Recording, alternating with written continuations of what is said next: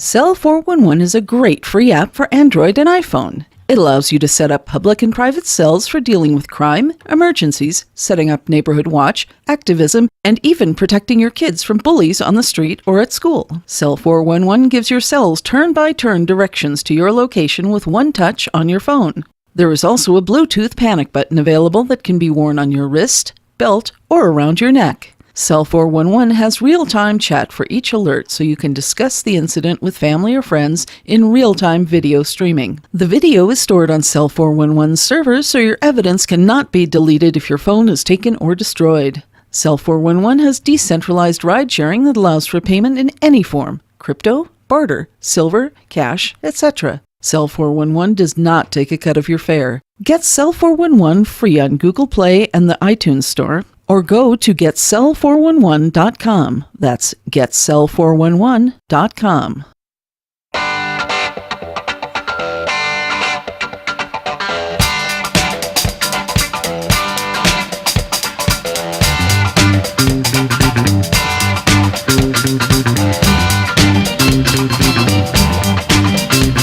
Dead blood in the streets, it's up to my ankles.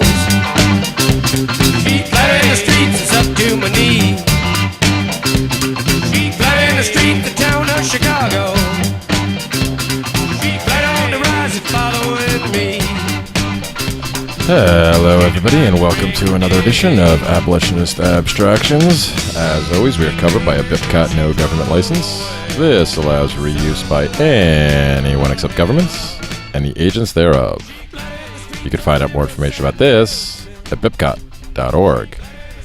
So I am back, kind of, back to life in New Yorkistan for the time being, unfortunately. But this week I have another special episode for you. This was recorded at the Midwest Peace and Liberty Fest. It's actually one of the first recordings we did. I think we kind of dubbed this one Shane's World Episode 1 because it was myself, Shane Buell, and Shane Radliff. And we just started recording on one of the first days, and we had a pretty good conversation. I think Shane Radliff already put it out on Liberty Under Attack as an episode, but I need an episode for this week, and since I'm still getting reacclimated to being back around here, and I've been also trying to do a lot of vlogs since I fell behind on those, and now I'm finally back to doing my daily vlogs while I'm out here on the road with Murder Dog. I needed something to fill the slot. I figured this is as good a time as any to use that content that we had saved up. So that is what you're going to hear, and hopefully by next week I'll start having more regular episodes again. Although I think I might have still one more recording left that we could put out as well, but we'll see what happens. And since it is Thursday, we're actually going to try to attempt to record a Seeds of Liberty episode tonight with Dave and Andre, or Dave or Andre, whoever actually shows up. I don't think we've heard from Andre yet, but I know Shane said he was going to be available and Dave said he should be. So for the first time in quite a while, we're actually going to try to get all the seeds together again and have an episode, since we had a bunch of them stockpiled, and then Shane and I did those 2 live ones from the Midwest Peace and Liberty Fest, which were really awesome and a whole bunch of fun to do. But we will try tonight to see if we can pull that off. And then, like I said, going forward with next week, I'll try to start bringing more regular episodes again. Hopefully start getting some more guests on and doing some interviews and stuff like that. I do have Scott Horton's number. That was given to me after the Midwest Peace and Liberty Fest, so I still have to call him and try to set up an interview with him. I got to get in touch with Brett Venat and try to get him on too, because he did tell me to keep bugging him, and he'd make sure that we did the interview for my show, and also hopefully get Shane Radliff and I on the School Sucks project, which is going to be really awesome. So, yeah. Anyway, with that, I'll let you guys go and let you have a listen to this conversation between me and the 2 Shanes. And I hope you guys enjoy. And I'll catch you next week. Peace, y'all. All right. And we're live. And that's not a joke. We actually are live this time. Holy crap. I don't know what the hell we're calling this, but what's up, everybody? It's Jeremy. This is, I guess this is kind of a joint Seeds of Liberty, Abolitionist Abstractions, Liberty Under Attack, right? The Vanu podcast production, because we have, I'm here live at the MPLFest 2018 with Shane Radliff and Shane Buell. So, you know, we got to, well, we're not calling this a Feens episode. It could be one of those too, though. We got a whole bunch of shows all mixed together here. What's up, guys? How you doing? What's up, Jeremy? It's great to be here. Yeah. Yeah, indeed. Out here on this beautiful, I guess summer night. It's nice out. Yeah, actually, I mean, we dealt with rain. We dealt with rain on and off all day today, but it's managed to hold off for the most part. And it's actually it's like 60 degrees out tonight. Yeah, it's just not hot, I thought it'd be hot. Yeah, I luckily prepped myself pretty well when I moved into my vehicle. I did actually remember to pack jeans and a bunch of sweatshirts, and yeah, they're coming in handy right now. It's nice. We're officially in summer now, right? I guess because it's now. This is officially the summer solstice. Yeah. It was like yesterday, and so now this is officially summer. And I've spent the last few weeks in like almost 100-degree temperatures, so this is a nice little refreshing difference. Oh, I can imagine the hot, humid summer I've had. Yeah, so it hasn't been that bad in New York, luckily. I mean, we've had a couple of days where it's been like brutal, but they've been spread out, and more often than not, it's been cool. And even the really hot days, most of them only lasted like, it didn't get hot until like noon or 12:30, and then by 4 o'clock, the cooling cycle had already started again. So you only had to put up with it for a few hours. So it actually has been mild, so I haven't had to deal with that. But this is still nice because the couple of nights, especially since I've been in my car, or the Element rather, the couple of nights that it has been hot, it's been very uncomfortable. Yeah, that's true. And of course, when I decided, I guess it was kind of a decision, but kind of just how I guess when things are happening. But the days that I was loading up my car and getting everything ready, it was like 95 degrees by 9 a.m. So I mean, it was kind of hard to avoid it. Yeah. I have to go outside and work for 15 minutes and then go back inside and work for 15 minutes because, I mean, it was just unbearable. Yeah, well, that's one of the things you learn to value very quickly when you're out on the road like this and, trying to live out of your vehicle of some sort. That, finding shade when you have to do stuff. Or a place to park in rain when you have to do stuff. Like the day I unloaded my entire vehicle in a parking garage and rearranged it. Those things are very very good knowledge to have. Definitely. Yeah, I definitely agree, man. Yeah. So like I said, we're here at the Midwest Peace and Liberty Fest, and it's I keep forgetting it's Friday night, right? This is Friday night. Yep.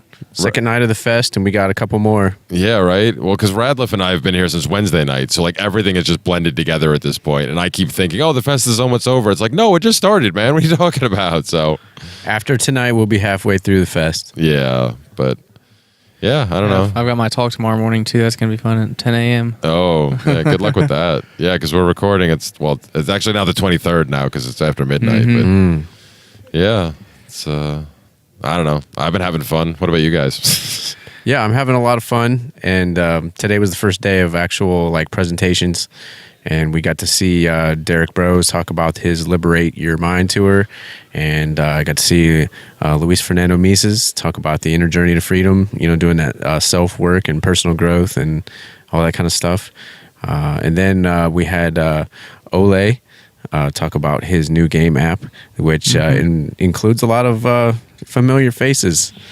Some.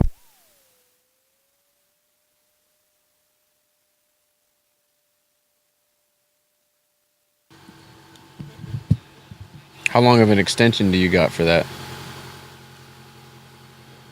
It doesn't seem to be picking up any sound. So, hey, we're back. We lost power, which unfortunately out in the campground like we are like this, when the power goes out, the laptop stays on. So the recording keeps going, but nothing can be heard because my mixer gets shut off.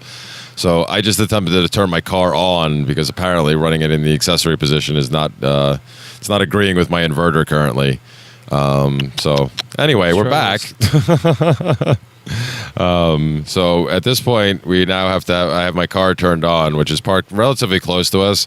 So there's a good chance, at the very least, Buell over there is going to get a nice high from the exhaust. But there's a pretty good chance all three of us will.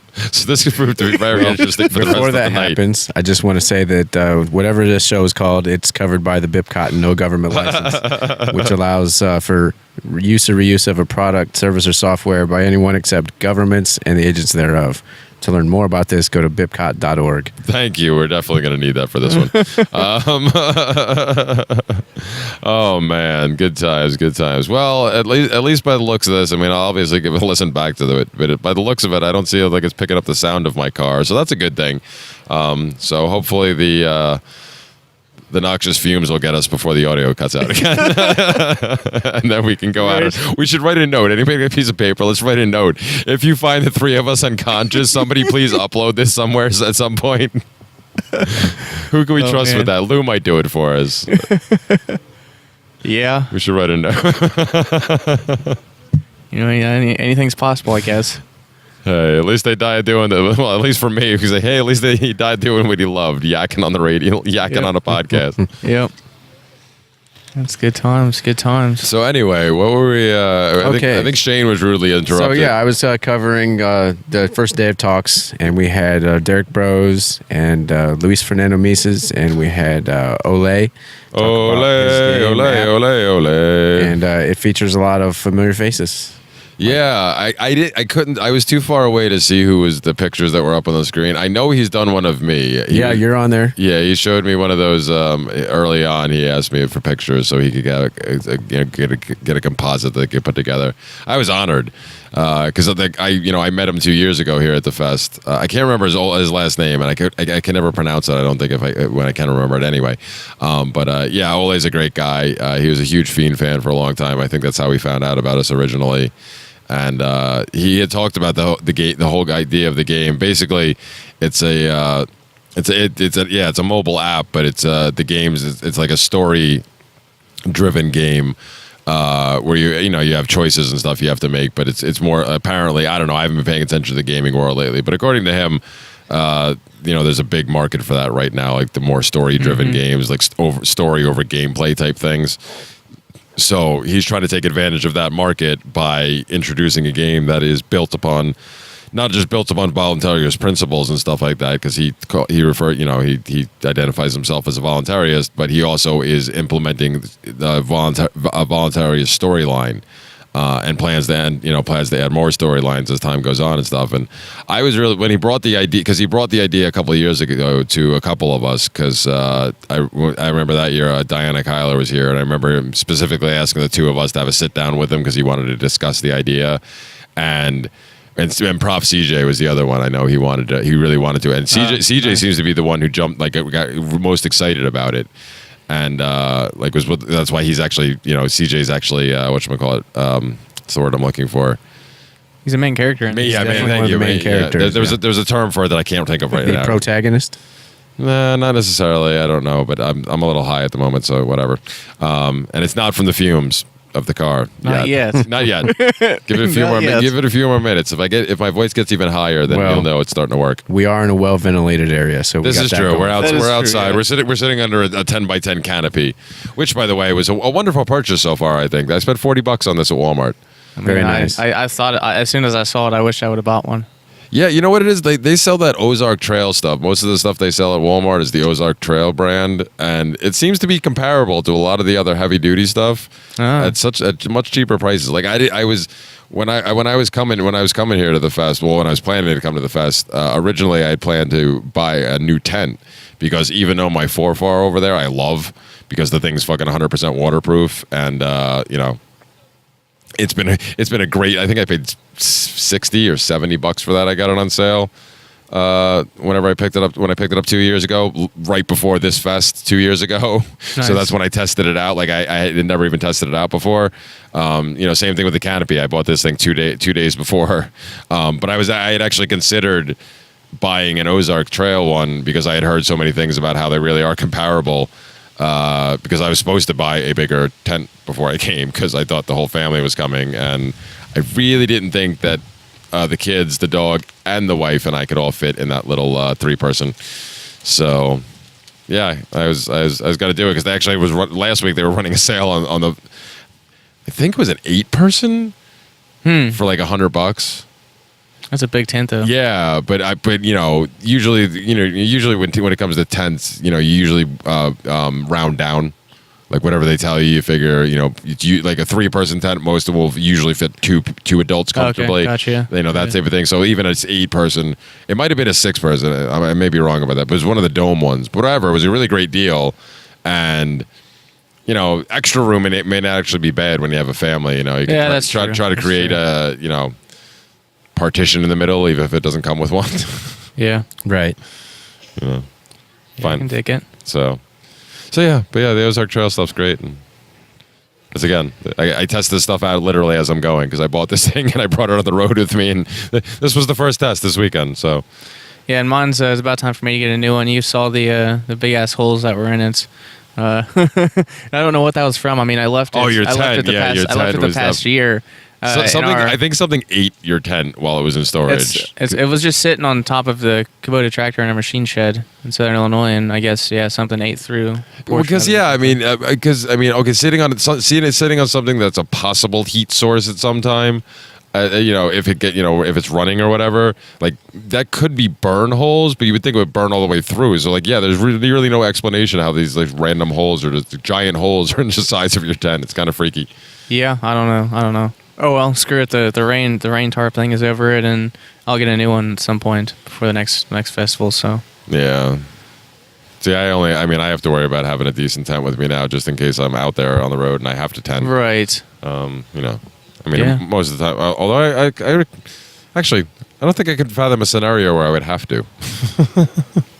It's always easier to sleep in the car anyway, especially in the pouring rain. Right. Yeah, I can see that. You don't get to. Granted, my tent is waterproof, but the biggest pain in the ass for me, and this is the one thing I always hate about any festival or any camping trip I ever go on, is hoping upon hope against against hope, I guess is the phrase, right? That it's nice the last day, so everything's dry when you have to roll it up and stuff. Because that's like the worst, like taking that shit home and like risking forgetting about it for a while and not airing it out again and like whatever. Yeah. Right. Always the biggest pain in the ass. I've lost more tents that way than to damage over the years. Yeah, that's true. It's definitely true. Yeah. So, anyway. So, Shane, you were talking about, who was here. The whole Louise thing, unfortunately, I was telling you guys before, I had to walk out of half of Louise's talk, unfortunately, because I really tried. Like, I missed pretty much every talk the past 2 years, I think. And I may have caught a little bit of some last year. That's right. Yeah, I tried to, because like when Paul Gordon was giving his talk last year, I tried really hard to like get there and be there for it, but my kids were just not having it, so I ended up having to leave that. And this year I was like, all right, maybe I'll try really hard to get to some of them.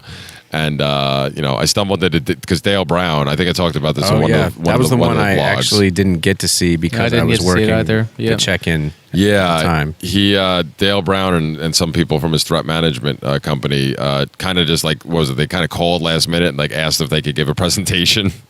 Yeah, that's really awesome. So yeah, they just showed up and Dale ended up giving like a 2-hour talk at least.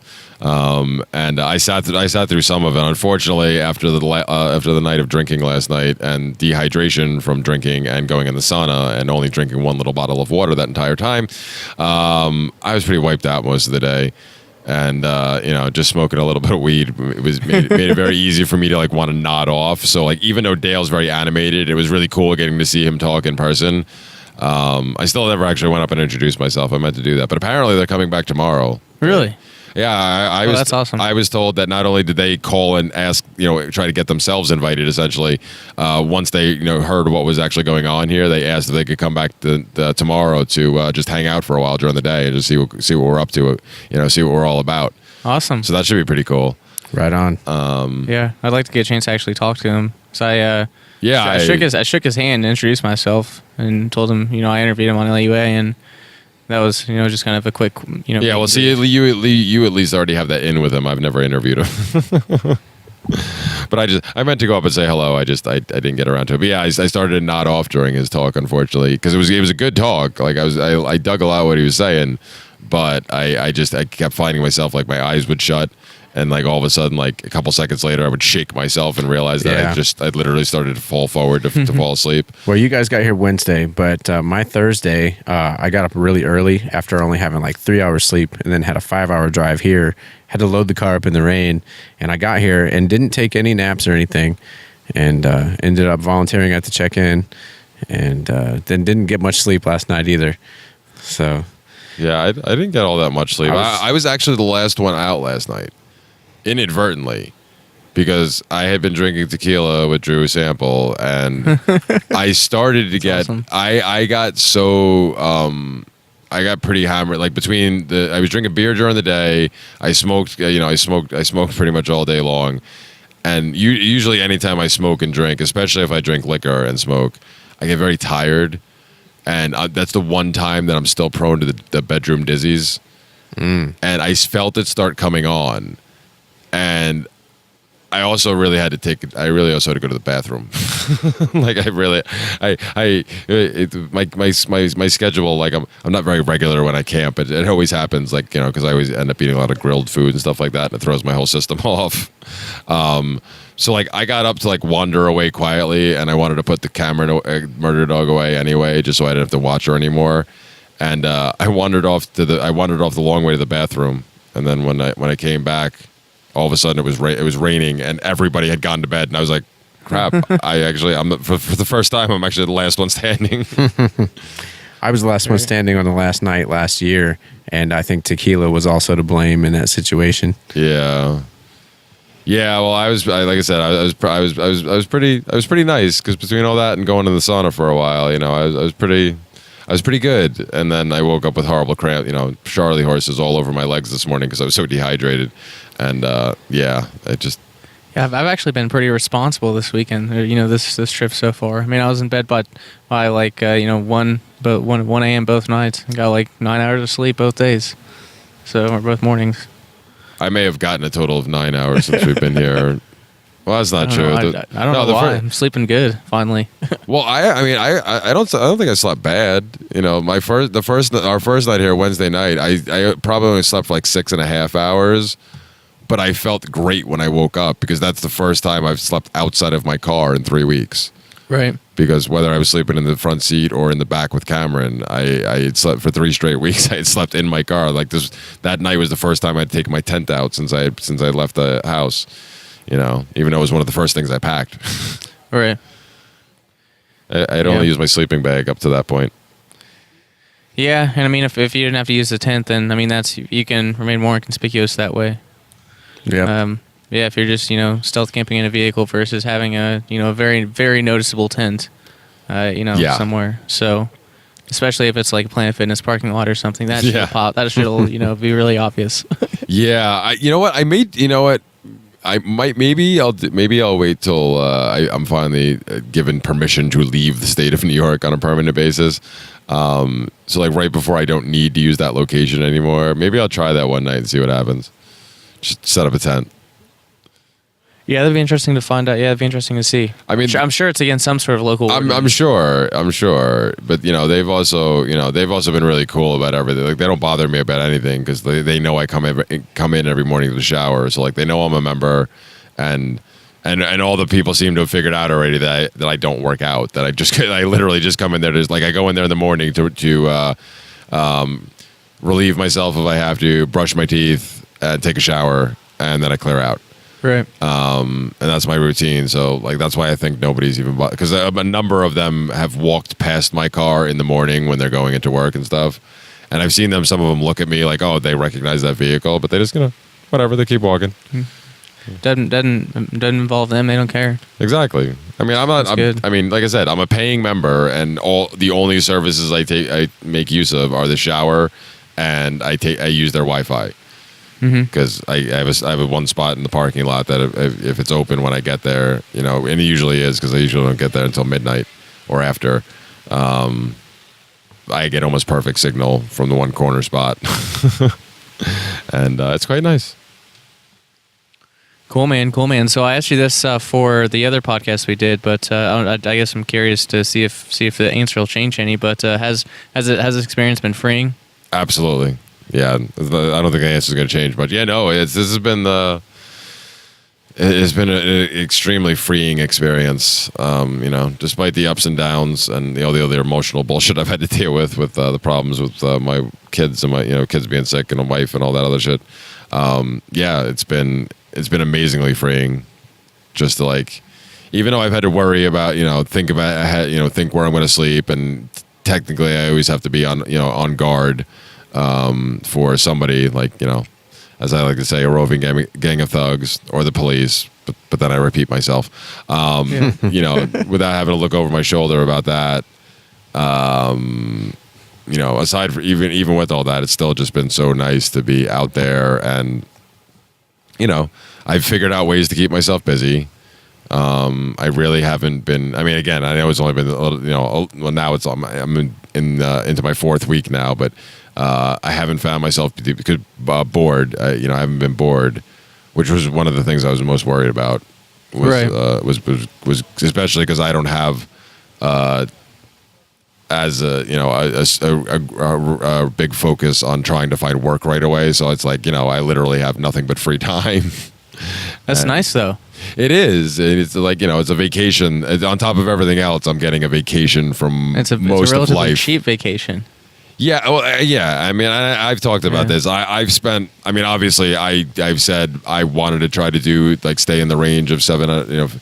I figured that I was going to go towards the high end anyway, like the $750 to $1,000 a month. But that was my goal.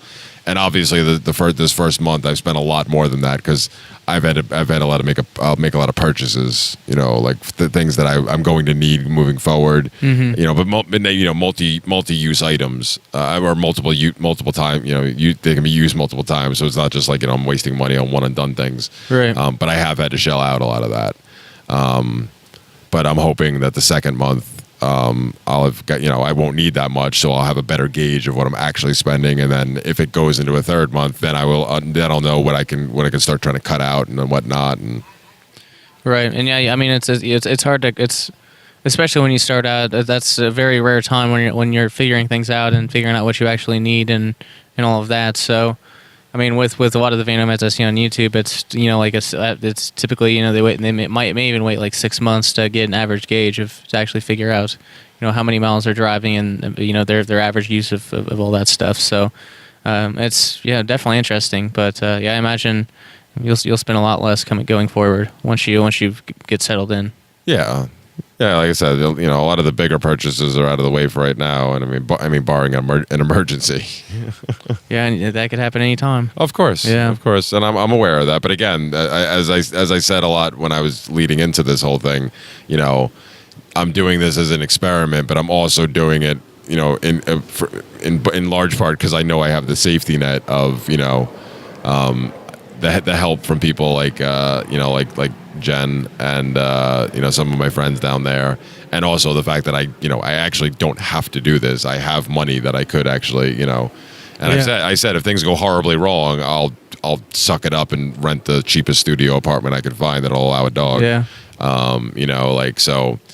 I'm just trying to avoid that.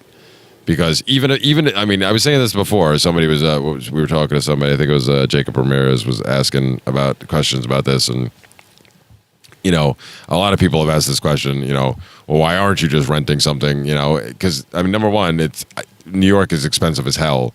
So most studio apartments are still $800 to $1,000. It's a lot of money a month. Yeah. Well, exactly. And even if I was able to find one of the the even cheaper ones, occasionally you'll find something for $500 or $600. Even if I was able to find one like that accepts dogs, when you add in the fact that most of those places will make you pay for utilities and stuff too, I'm coming right back up again to close to what I'm trying. What my target goal is for paying out on the road. Yeah. So why would I give money to anybody else here for that if I can spend just as much or just as much or less doing it the other way? Right. Yeah. It's a no-brainer. Yeah, for sure. Exactly. It's mostly about saving money anyway. Well, and having fun, trying to experience things. Although it's hard because, I've talked about in some of the videos that I've put out recently. Where there's multiple. There's at least 4 nomads here, right? Is there more than that right now? There's you, me, Chris, and Jason. Yeah. Jason Yeah, Henza. I think that's it. So I think there's 4. There's at least 4 of us here. It's still quite a few. And they keep telling those 2 keep telling us their stories about what they've done, and of course they've got to do a lot of traveling in the process, which is the one thing I am missing out on right now. I mean, obviously I'm here in Michigan, so I've got to travel a little bit, but I haven't been able to do just the total freedom thing, where it's just like, where do we want to go today, or where do we want to go for the next couple of days or the next month? Where do I want to set up camp for a little while? Right, and that's what, just for the past couple of days. I mean, I'm not 100% sure what I'm going to do going forward, honestly. I know we're going to go see Ben and all, but then you mentioned that the Liberate Your Mind tour is going to be in Cincinnati at your place, right, Shane? Right. On that Tuesday, and hell, why not go to a 3rd Liberate Your Mind conference in the past week? 'Cause I don't know why not, right? Yeah, man. That's all. Why the hell not? You have the freedom to do it. You might as well. I guess there's a party at my place on Tuesday. Sweet, man. But yeah, like I said, I think this is going to work out. This is going to be good, because I originally wanted to stop by there on Tuesday anyway, and I didn't think it was going to work out with the whole going to see Ben thing. But it may just still. So Right on, yeah. Yeah, and with the way things go for me, the whatchamacallit, I might as well get as much fun in when I can. So I'll take that back. Give me that bowl, damn it. Where did the lighter go, though? Here you go. Oh, yeah, I need that too. Kind of hard to light the bowl without a lighter. I haven't quite mastered the fire from the fingertips thing yet. I keep trying, it's just not You just coming. haven't smoked enough weed. I don't know if that's possible. I've definitely smoked a lot of the Dennis Leary line. I've done my share of drugs. I've done my share, or your share, and I've done a lot. That's definitely me. I've definitely smoked a lot of cannabis in the last 19 years, because I started late. I tried it once when I was 15. I wasn't impressed. I didn't try it again until I was 22, and then I was hooked and became almost a daily smoker almost immediately, and have smoked pretty much in that same fashion for the past 19 years now, yeah. I started almost 22 years ago and quit for a while the last few months. And so my tolerance was low coming into the fest. I only started back up in the last week. So it's definitely very potent for me at the moment. Well, it's all right, man. I've run into a lot of lightweights since we've been here. Other than Katie Testa, that girl can fucking smoke, man. I'm telling you, it was great. Yeah, that's good stuff too. Lemon haze. Yeah, whatever it was, I don't know. I didn't get the honor to try that. I don't see, that's the thing. When it comes to cannabis, I know there's different strands out there, and sometimes people tell me, I never know whether I'm supposed to believe them or not, because some people just give you names and you're like, well, whatever, it doesn't really mean anything to me. Like, I haven't really cared about that end of it, of my smoking habit, since the original blueberry strain disappeared, which I think only one person still has producing it somewhere out in California, or at least that was a claim I heard from somebody. But I haven't seen him in years. But when the one blueberry when the blueberry strain originally came out, to this day that's still probably my favorite strain of cannabis, because it was just beautiful to look at. The nuggets were beautiful to look at. They had that white powder on top of it, and it just got you retarded, and it was sweet. It had that taste. You tasted the sweetness when you smoked it, and it was like a kind of like a little blueberry. It was definitely still probably my favorite of all time. Yeah. Although I've had plenty of stuff like what is it the other one, the diesels, like the sour diesel and stuff like that. I remember those. Those could be pretty good. I got that recently. The connection, the connection Buell and I may or may not share, actually has sent me that on a number of occasions. That is one of my old favorites. And the guy I used to get from, the local guy I used to get from, who was overcharging me because it was New York, occasionally would get that too. But those are pretty good. But I don't know, man. Blueberry just, man, that shit was good. Yeah, the good old days. Yeah, it's been too long since I've cared about the names of shit.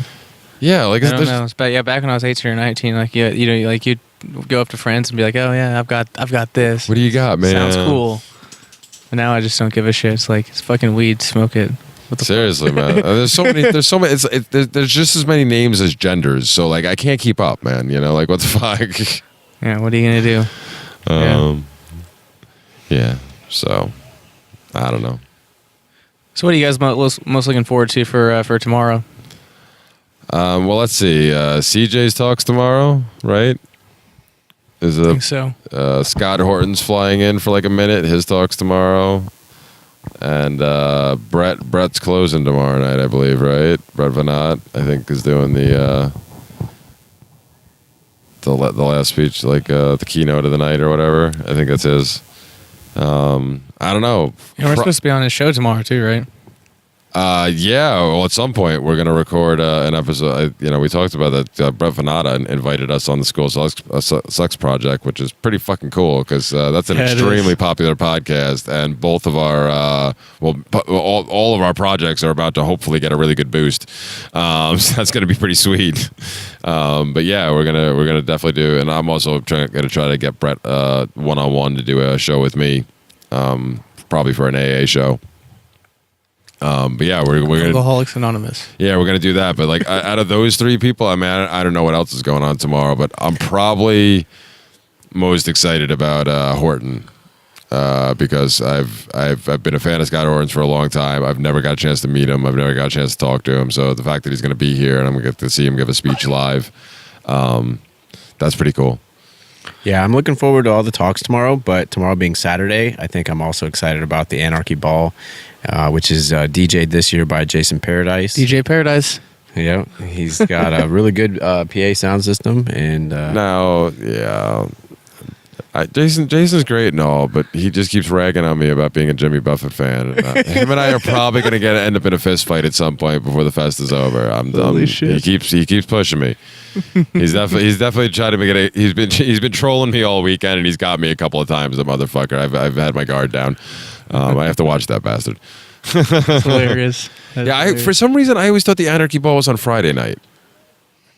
well, no, tonight was Friday night, I believe. I know it is Friday. That's what I'm saying. Well, I know I keep forgetting the dates, but I remembered because we talked about it before that this is Friday. For some reason, I always thought it was on Friday night. But of course, we would have missed it then in that case. So. No, it has been on Saturday nights. Yeah. Again, I don't. Then how the hell did I know? 2 years ago, it had to have been on a Friday night because that was the night I slept through. Because that year it was only Friday through Monday. Well, yeah. 2 years ago, it may have been on a Friday because so the fest was shorter back then. So last year it was on a Saturday. I missed pretty much everything last year because the kids were here and they did. Like I said, I could only sit through like part of one or two presentations, and which is the problem I had tonight. I think I started telling that story and never finished it. God damn it! Got to finish what you started, man. Yeah, when I had to leave Luis's talk was because Murder Dog just would not sit still. She just wanted to wander. When we're over here near the campsite, or at least near somebody's campsite, she's quite content with just laying in the grass and sleeping there for an hour or more. But out there in the pavilion, which is all concrete and just dirt surrounding and stuff. Him. Yeah, and all the smells of the forest, and there was a couple of people brought their dogs down there, and of course, she's the only one who's not on a leash. And everybody's just so used to her at this point. People just like walk by and like don't even look. They just put their hand down to pet her as she goes by, and then just keep doing what they're doing. She keeps doing what she's doing. But she was so not even just distracted with what was going on, but like she just wanted to leave. Like I caught her a couple of times, like walking back towards the campsite from the pavilion, which is a decent hike. Yeah, like she was crossing the road, which cars drive on. And just slowly walking back, and I would catch her like kind of looking over her shoulder every once in a while, see if I was following her. But after chasing her down 2 or 3 times, finally I was like, "Fuck it, I just got to take you back," because obviously you want to go back to the campsite. Because she's quite content. It's funny, she loves that tent. Yeah, that's interesting. The second I had just finished setting it up on Wednesday, like early evening when we got here. I set it up around like 6-7 o'clock. And I had like just finished setting it up and put her blanket and just threw my sleeping bag down in there. And before I could even back out of the tent, she was already trying to climb in right away just to go lay down. Like, that's how much she wanted to be in the tent. Despite being in the car for a decent amount of time, over the past 3 weeks. I try to get her out as much as possible. We take, a bunch of times we've taken like a couple mile walks, sometimes multiple times in a day, like we used to do. And I try to take her to the dog park at least once a day, usually at least twice, sometimes for an hour or two. So, I get her out of the car as much as possible, but, still she has to, on rainy days, obviously she stays in most of the day. But yeah, here she has like complete reign pretty much. Like I said, she's the only dog that gets to walk around without a leash, basically. I mean, Danny lets Aria walk around every once in a while without a leash, but most of the other dogs that are here right now, unfortunately, are all females and all female aggressive. It's funny. Except Murder Dog, who's female, but not really female aggressive. She's just like, sniff me and then leave me alone. Although she did want to play because Mandy and Matt finally showed up, which I was really happy about because they had originally bailed, and then they were going to come up maybe for a day, just for with a day pass, and then they just decided at the last minute that they were going to come up for a night anyway. So. But they brought their puppy with them, who's a female. I can't remember what kind of breed. She's a mixed breed, I think, lab type though, and just wants to play with Cameron. And for the first time, I saw Cameron actually run and want to have a dog chase her. Unfortunately, it's a puppy, so letting that dog off the leash in the woods is probably not the best idea. Yeah, probably not. I mean, I did it with Cameron when she was. That's how somebody asked me earlier about the clapping thing that I do. Because that's how she responds to me. Yeah, you asked me about that. When I got her, I've told this story before. I got her from a rescue. She was born there. Blah blah blah. Dropped her off my doorstep. But the first time I took her camping, when I took her on the canoe trip that I used to go on with my friends every year up to Maine to float down the Saco River. The very first time we went out in the woods, I decided I just wanted to see for some reason, which was pretty ballsy because here I am. I'm from New York and we're all the way up in Maine, and I'm letting my dog, who is 8 months old, she was almost a year old, I guess, at that point, but we had only been together 8 months, and she had never been tested off leash anywhere. Except running back and forth to the car. Like if she was running from the house to the car or running from a client's house to the car, she was pretty good about just running straight there and waiting for me to open the door and let her in. But, I just decided to let her off the leash and see what would happen. And, she stayed close for a little while and she was sniffing around and stuff. And all of a sudden she started getting further away. And then she went up over this hill and down the other side, and I completely lost sight of her. And I immediately panicked because I'm like, Jesus Christ. We just got here, and now I already lost my dog in fucking Maine. She's in the woods somewhere, like, what the fuck? I mean, like, she's microchipped, but it doesn't necessarily mean the place that will find her, because at that point, not every vet office had a microchip reader, because it was still a relatively new thing. So, like, a lot of the country vets definitely didn't even have those, so they wouldn't even think to look for that. And if she wasn't wearing the proper tags, she could end up anywhere. And just... I don't know why. I called her a couple of times and she didn't respond, and I didn't know what else to do. And I was, going to go start running after her, but for some reason, I just decided to clap, and I clapped twice, and just waited to see what happened. And all of a sudden, I see her little head pop up over the top of the hill, just kind of like, with the head cocked, kind of like, hey, what's up? What was that? And then I was able to call her, and she, came running towards me. But ever since then, that's all I have to do. So, like, people hear me do it all the time around here. Like, if she disappears from my line of sight, I'll usually clap a couple of times and wait to see where she pops out of.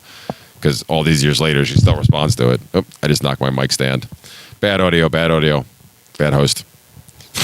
My mic's fallen off my stand twice, so I'll just hold it. Oh, that sucks. I didn't even realize that. Yeah. I don't think it was too much of a distraction. Oh. Yeah, well, we're not being, exactly as formal as we normally be. But again, we're getting to do this live, man. I always love these type of things. I just realized that I set up under the edge of the canopy here, and it is a little bit sprinkly. Oh, yeah. It's not that bad. You should probably move yourself in a little bit. It's dry at the moment, but if it does get worse, I'll move in closer. Yeah, again, we are outside. We're in my little campsite, which I got lucky enough because Radliff and I got here so early.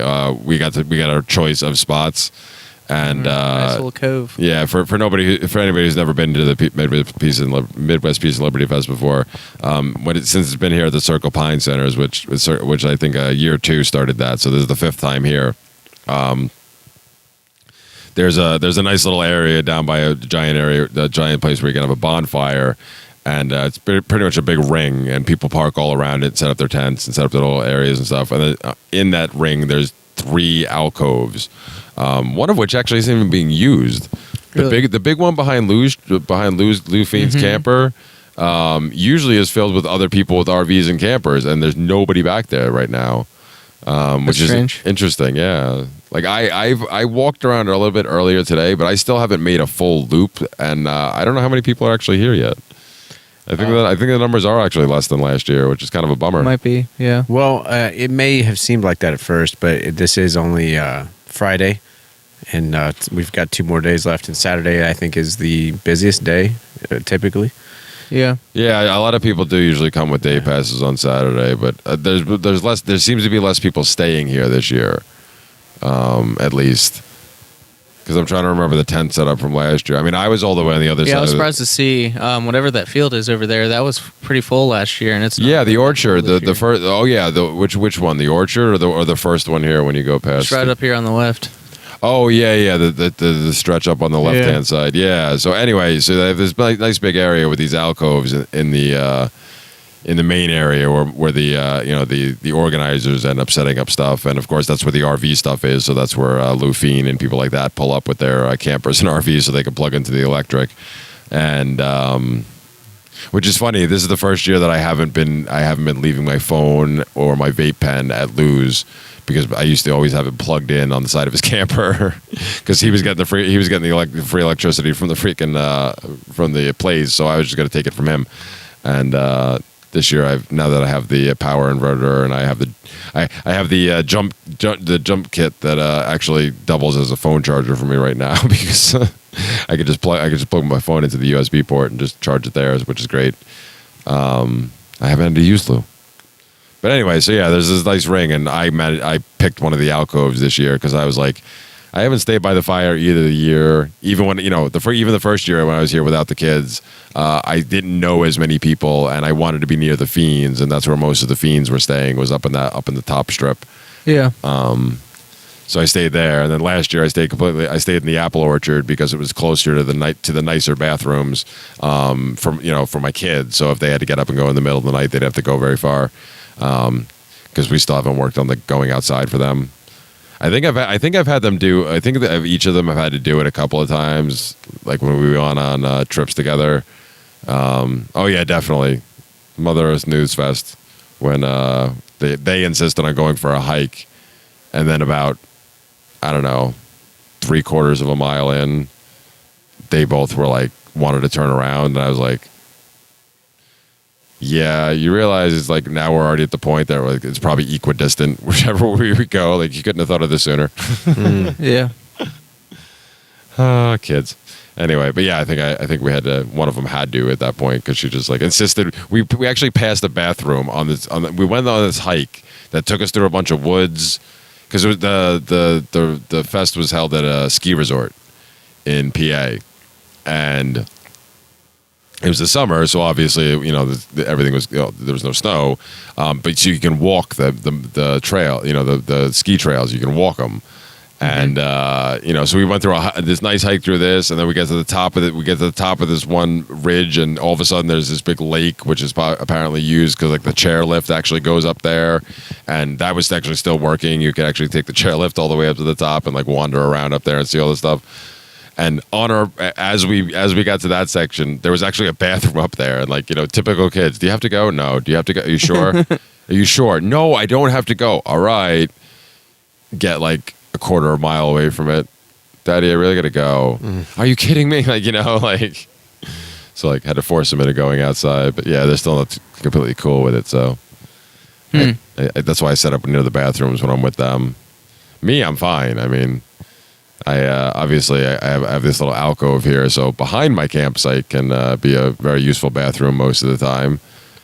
Worst case scenario, I carry an emergency toilet with me in my truck, in my vehicle anyway. Since I, There you go. Because even though I actually could, I think I could walk into Planet Fitness anytime I have to use the bathroom. I think I may raise some eyebrows if I'm just checking in 5 times a day. Right. May seem, I may get some questions. I don't know. So yeah, got to be prepared, man. Yeah, that's true. That's true. Even though a 5-gallon bucket takes up a decent amount of space, and if you want to really be able to use it at the ready, it's kind of hard to put a lot of stuff inside of it. Even just save a little space by storing some stuff inside of the bucket while you're not using it. Yeah. That's of course if you're going to take the step like I do and actually line it with a garbage bag. I don't know. I haven't thought about it too much, man. I'll have some sort of a rig on my van, but my car now is just I'll just be using the facilities of others for. Oh, I'm sure you could. I'm sure you could fit a wedge of 5-gallon bucket in that mess you call a backseat right now. I don't know, man. Maybe. It could probably fit inside those laundry baskets I saw you have back there. I already have laundry baskets. Never mind. Yep. It's a tight ship, man. It's tight.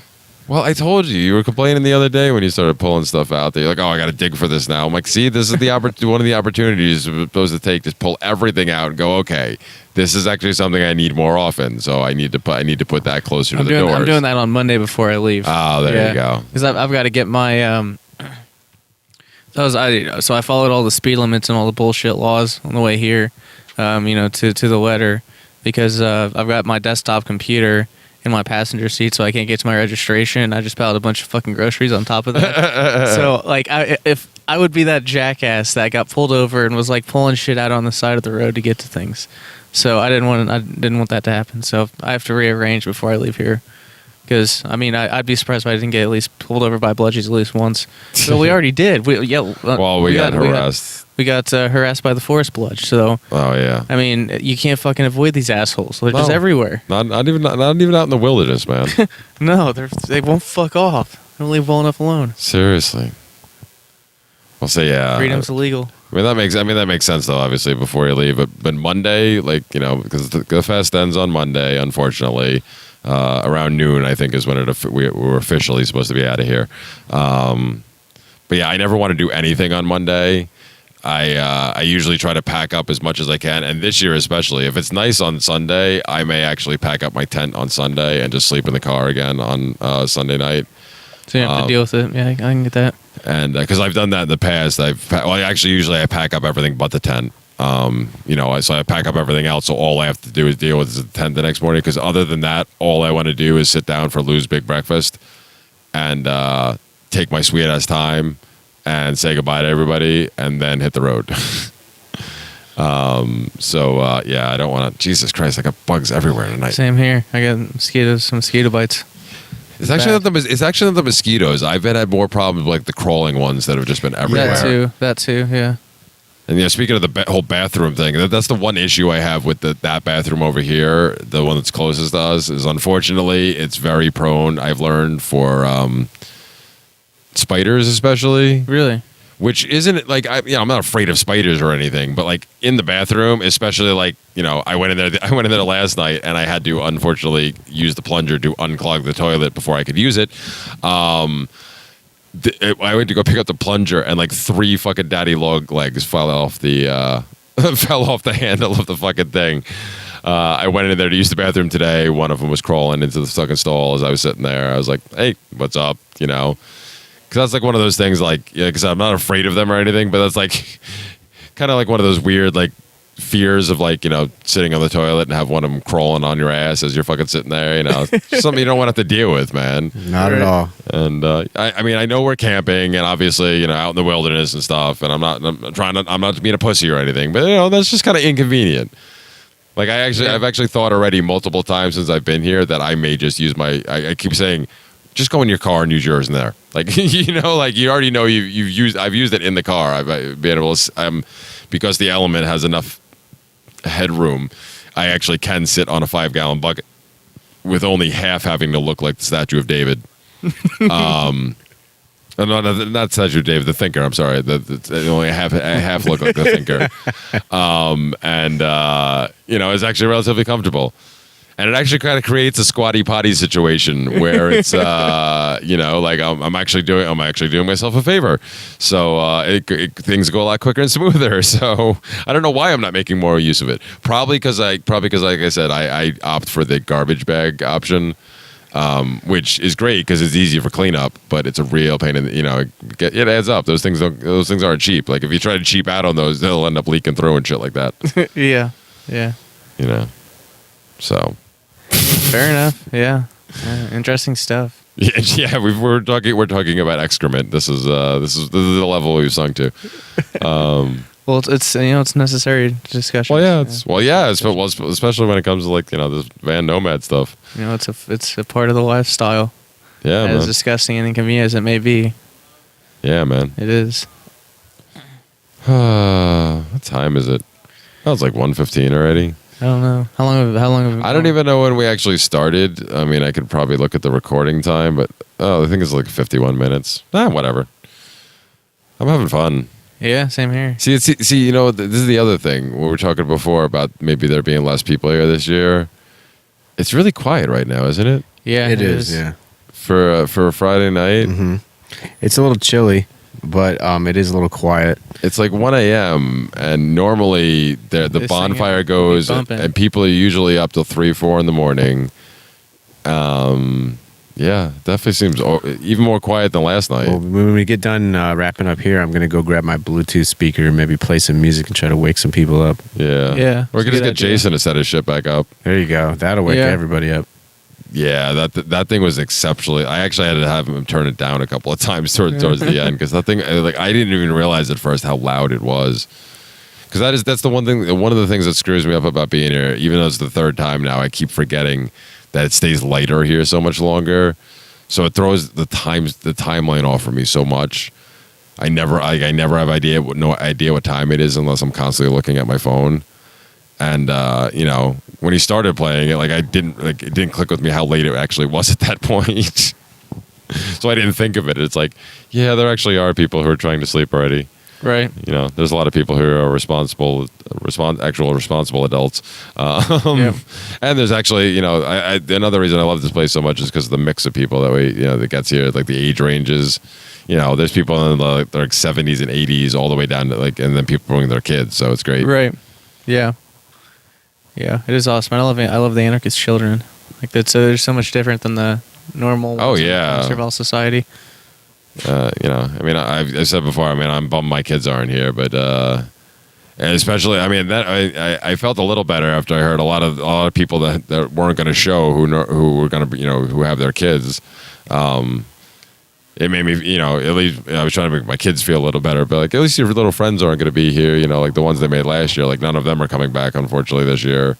But yeah, all of a sudden, when the mechanics show up, of course, all of a sudden you have instant kids everywhere. Yep. Yep. And then when Mel and, whatever I feel bad, I can't remember his name. Oh.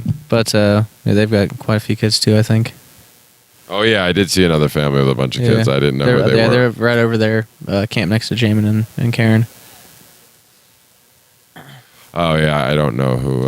I don't think I got introduced myself to them yet, unfortunately. Gotcha. They're cool peoples. I've tried to get around to everybody. It's hard, man. It's really hard. It is even with the smaller crowd. It's because this is what happens every time. Like I said, the first year I didn't know as many people, so obviously I just hung around the Feens for the most part. And last year with the kids, I hung around a lot with the people who had the kids.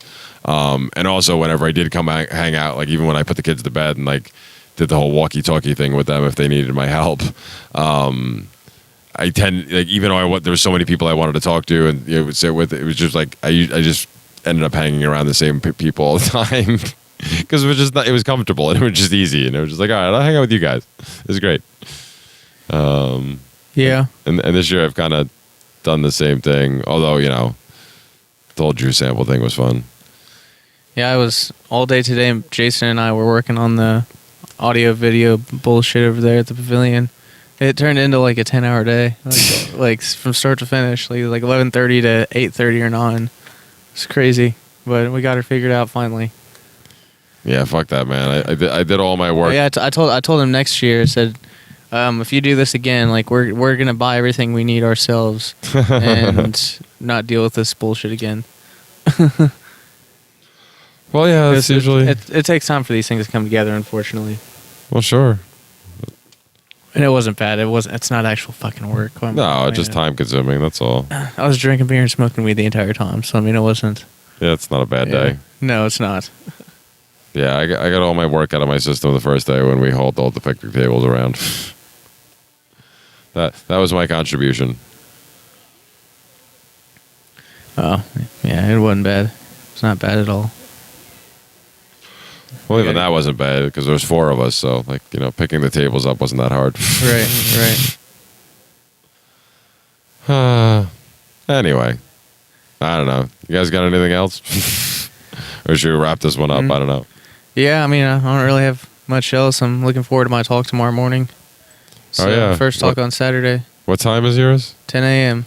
But I have a 2-hour time slot. My presentation is an hour long, so I probably won't start until like 10:30 or 10:45, just depending upon when I get up and moving.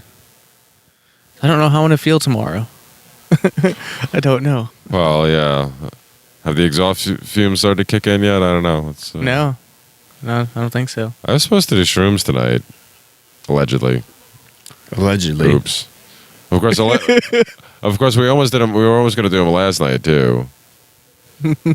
But yeah, we should see. Now I'm torn. I almost said it, and I immediately was like, now I'm torn because I was like, I should definitely do another recording when I'm on shrooms because I did a live radio show on shrooms. I remember that. That was a fun one to listen to. Yeah, that was fun. I think I did it a second time too. Did I? I don't remember. Maybe I did. Anyway, oh no, that's right. Jim Jesus did it twice on the air after I did it. Because he had always wanted to, and Michael had always told him no. And then when I was at PorkFest, Michael said, "Fine, whatever." I'm like, "All right." That's funny. That's really funny. That was a fun show. That show was like most of my Fiend shows blur together because I did so many of them. But that one sticks out because I remember like that was being one of my weirdest. Well, like I guess not weird necessarily, different would probably be a better word, but maybe not exact. But of the psilocybin trips I've done in the past, because I felt like the reaction I had to that one was I felt what I always imagined. For some reason, I just had this thing in my head of what a mescaline trip was, because I never got the opportunity to do mescaline, and I'd always heard about it, and everybody always talked about it. Just said they like kind of like they felt like giddy, among whatever other stuff that happened to them. But it was like that was one of the things that kept popping up, and I was like, yeah, I just felt like I was giggly the whole time on it, like. I didn't have any visuals. I didn't necessarily have that much of a body high. It was more like I just like felt everything was kind of funny. Right on. Yeah. It's not bad. So, yeah. Not bad at all. But yeah, but now I'm torn because I'd like to do another recording on them. I only have enough to do it once. And I've already promised to do it with a noob. So I'm supposed to focus on her and making sure she's having a good time. Right. And it is okay because, obviously you're always either supposed to have a designated driver. Well, not necessarily a driver, but you know what? A chaperone, rather. That's the better term. You're either supposed to have a sober chaperone or at least do it with somebody who has experience and knows what they're doing. Right. So... yeah, I guess I'm not going to get to record on them this time. You could do a short little thing, probably.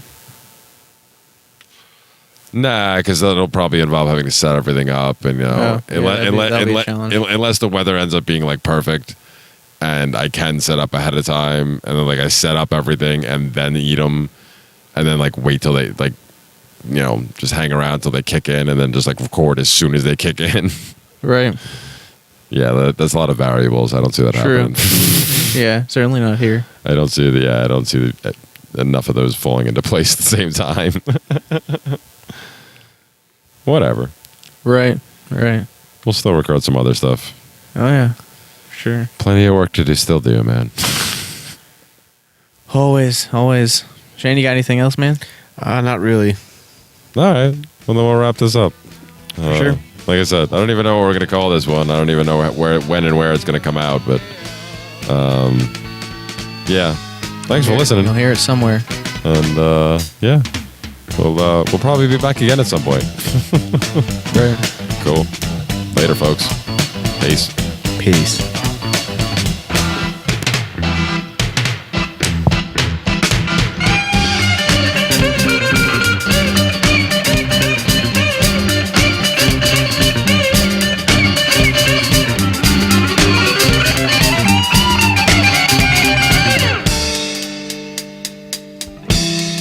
Indians scattered on dawn's highway bleeding. Ghosts crowd the young child's fragile eggshell mind.